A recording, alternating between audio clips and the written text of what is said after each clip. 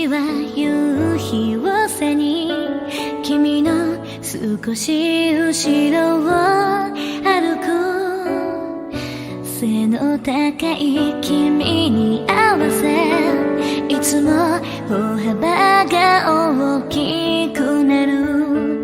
この坂を登りきってしまったらもう分かれ道がすぐそこに君は映いて、あと少しだからどうか思みず私に手を差し出す。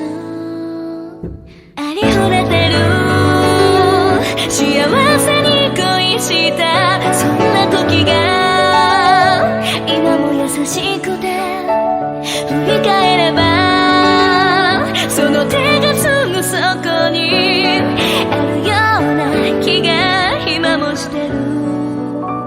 いつの間にか君だけを見ていた。君がいれば笑っていられた。触れた指に伝うことさえもその全てが愛しかった。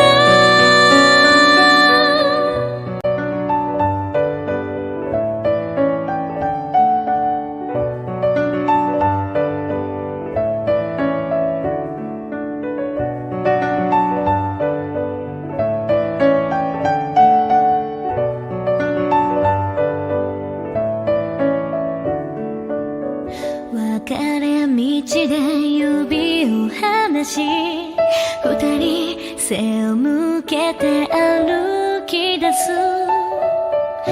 ふと振り返った先に君の姿はもうなかった。